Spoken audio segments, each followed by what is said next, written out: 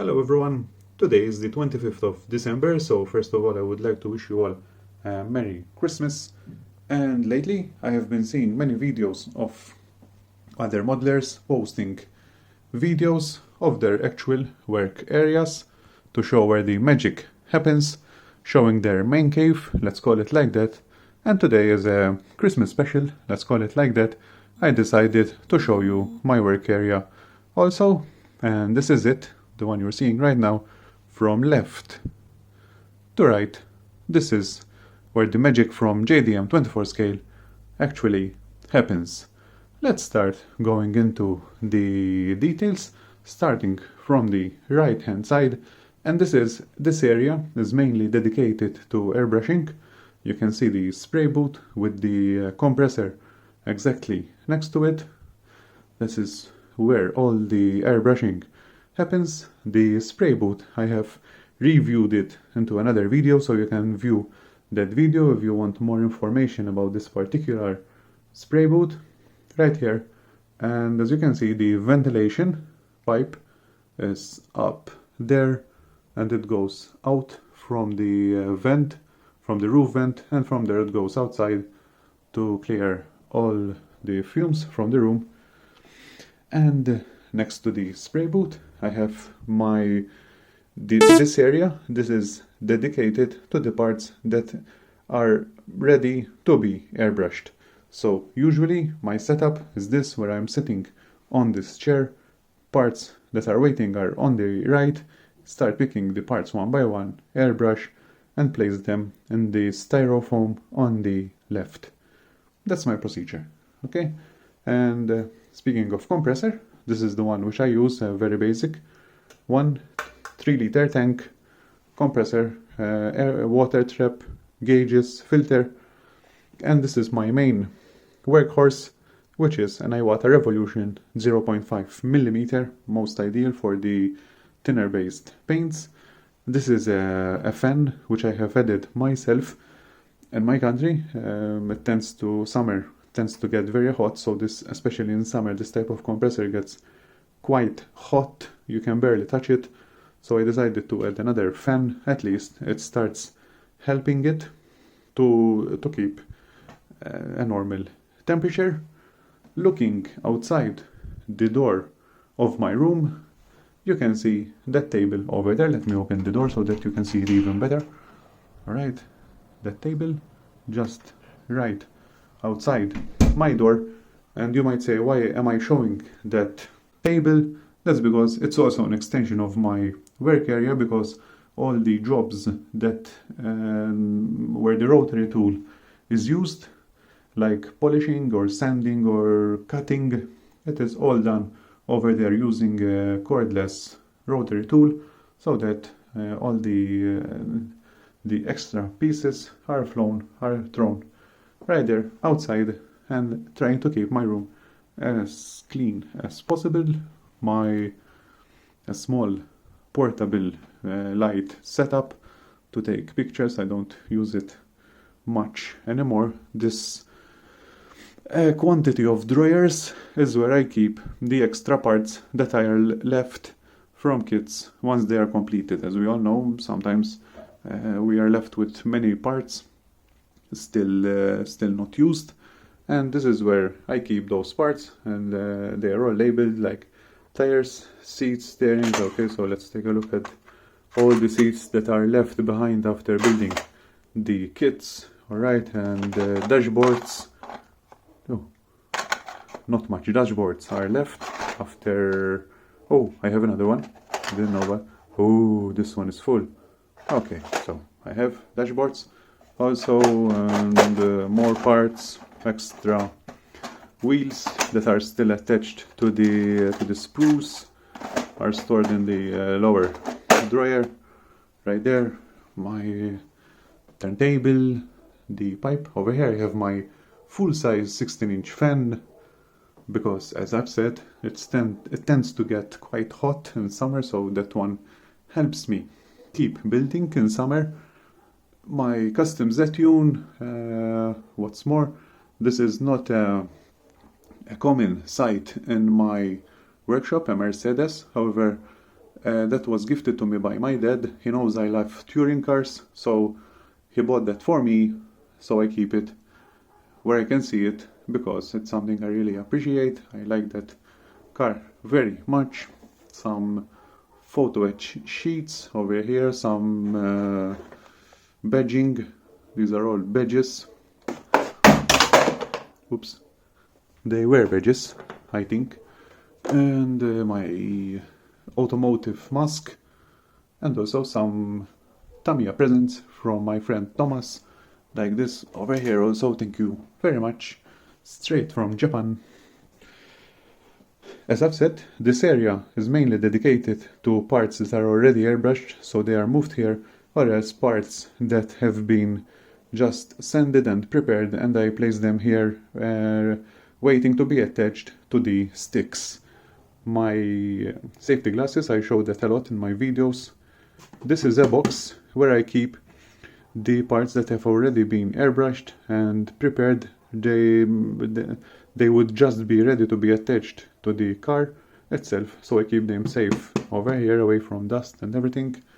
My first rack of paints, 4 different layers of sizes depending on the size of the paint, all stored over there. My second shelf, this is where I usually keep the kit, which contains parts that have not already been taken out of the box. Usually over here I also tend to keep the body, like I'm doing right now with the Toyota Corona JTCC, which has just been polished yesterday. That is the shine that was achieved. My speakers up there, I like to keep some light music while working, so those make sure that I am not in complete silence. My touring car 1:64 collection from 64 Accords and Civics. These are the sticks which I'm famous for attaching all the parts to the sticks to get airbrushed. My 12 volts car radio, yes, I still have a car audio system. Why not? I like this type of setup, very flexible for attaching speakers and everything. Another shelf, this one contains the some Tamiya glue panel lines, decal softener, and on the back there are some nail polishes. I hope my wife doesn't see this video because some of those are stolen. Let's say it like that. As masking tape, this is the area where I usually attach the instruction sheet from the photo etch to be exactly right in front of me, so that I don't forget any parts to be attached. Some glues, nippers, scissors, everything I need.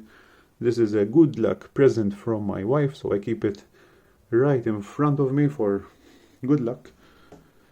And this is my main work area. This is this wooden surface. You might recognize it from my videos. This is it right here, and filming takes place thanks to this selfie stick where I attach my mobile, and filming is exactly on top of the area where I am working. This little light gives me enough light for detail painting or anything that I would require. This is another area.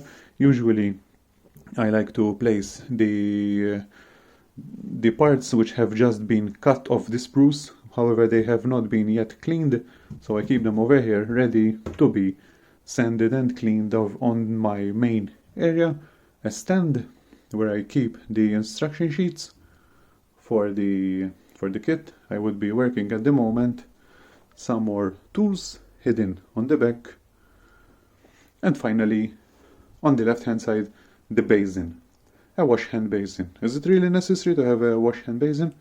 It depends on the style which you prepare and how far away a water supply, a wash hand basin is. As we all know, most of the times we clean our hands and we wash the parts after polishing. We need to wash the body. If for me the closest wash hand basin is 1 floor downstairs, so just to wash my hands or anything I would have to go 1 floor down. So for me it was important to have my own wash hand basin, and it also has its own LED light setup, so that especially after polishing I would know exactly what I am doing when cleaning the parts.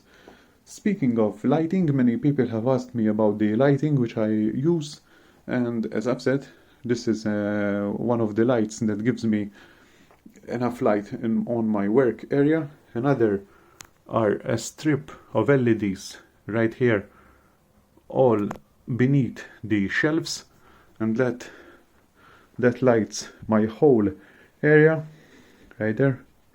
Also more LEDs inside the spray booth, and more LEDs right there. As you can see, LED is my main source of lighting to be able to see exactly what I am doing. Cabinets, this is filled with house hardware. This has some model car junk. And dryers, this one has a nasty stand.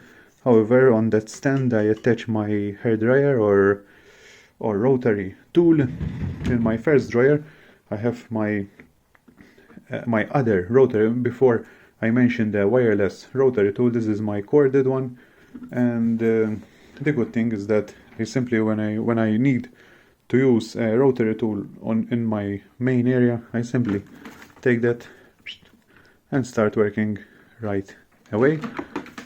It has electricity that is already passed from here, as you can see, so that works right away. No need for extra wires or anything.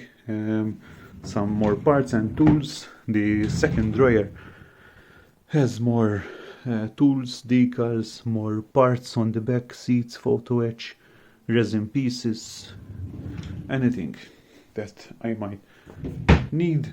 And this one, it contains all the polishes, and on the bottom that's all automotive paints, the 2K primer, clear, hardener, thinner, anything that I would need.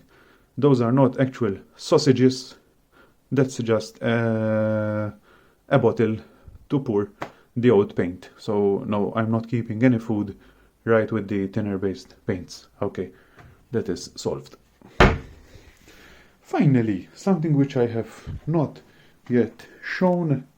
Let me show you my hidden compartment.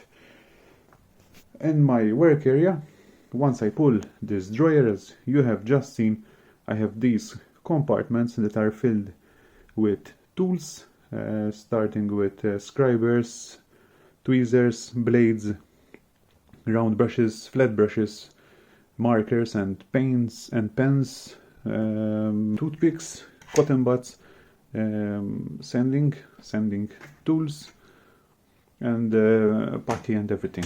That is very handy because it keeps my work area clean from parts from tools and everything which I don't use quite often.